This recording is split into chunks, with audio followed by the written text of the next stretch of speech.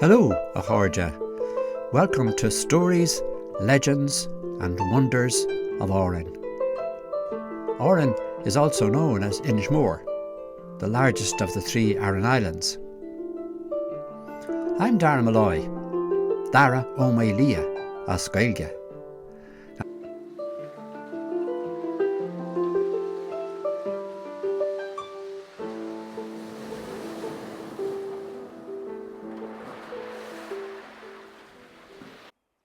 We've arrived now at Mainistir, or Mainistir Bay, and it's a beautiful calm spring day here, and there's a pair of ducks out on the water, and there's some other flock of birds further out that I can't make out what they are, and there's some divers coming and going there as well. I can see them, and there's two shelduck here on my left that will probably make a nest in the sand.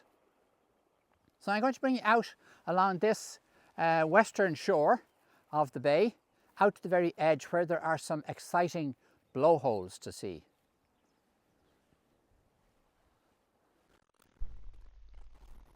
Now, when you're walking out this way, especially between March and July,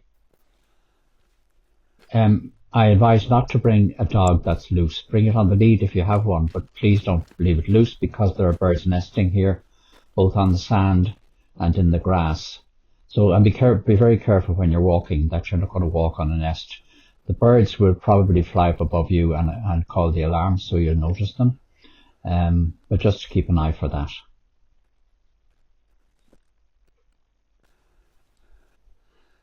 So we've walked out the western rim of Mainistir to the very edge of it, and we've come across an area of rock that has quite a number of blowholes in it.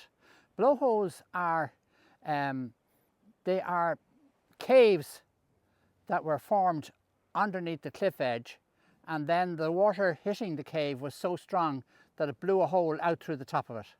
And they're fascinating just to contemplate the power of the sea in its ability to do something like that. So here's the first blowhole here. Come up and have a look.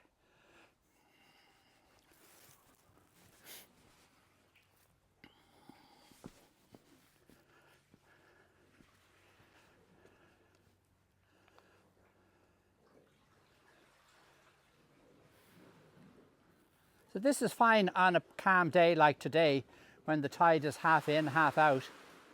But can you imagine what it's like during a storm when the tide is full in? This blowhole does actually blow, and the water spouts up in the air about 20 feet. And you can see evidence of it after the storm because there'd be small boulders and rocks and sand and seaweed scattered all around outside the hole.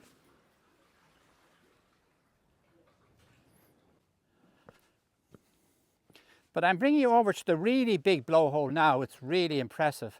And look at here, all these stones. All of these stones have been thrown up in the air out of these holes here in front of me. So imagine the power of the water, able to lift all those stones and throw them out. And you can see here, there's a number of blowholes.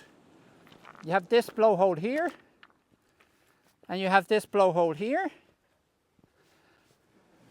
And then you have this huge blowhole up here.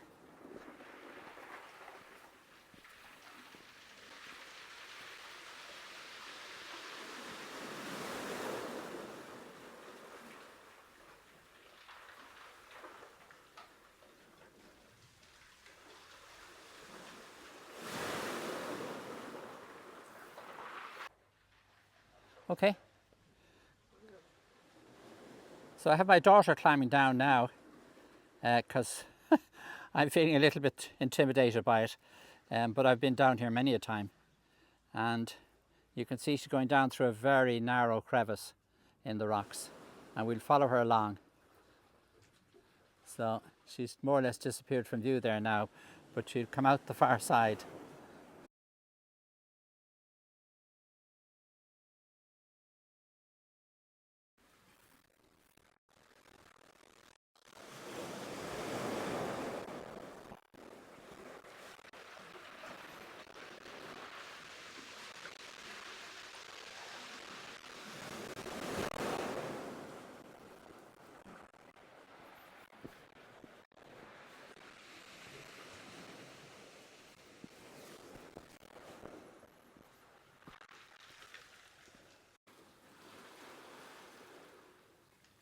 So my daughter is now down in the blowhole itself, this magical space which has the shape of a womb, a very large womb. So it's like Mother Earth's womb herself, with a very narrow entrance. You can see the light at the end of the cave there, and it's just a place for the imagination, that's for sure.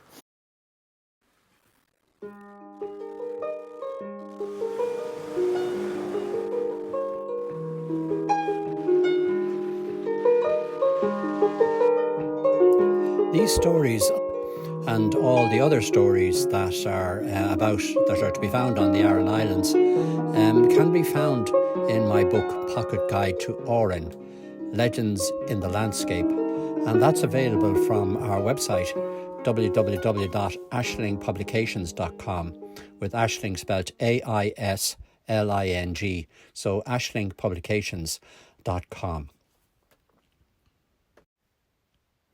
We have some other books here too, published by our own publishing company, ashlingpublications.com.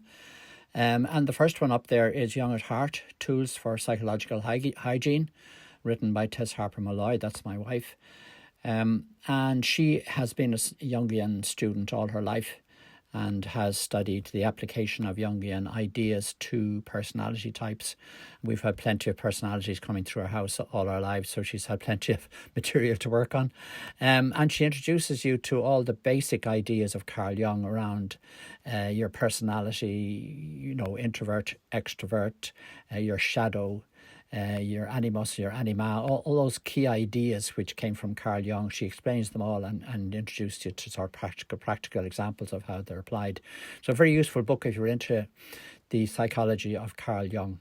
The other book there is Reimagining the Divine and a Celtic Spirituality of Experience. That's my latest book.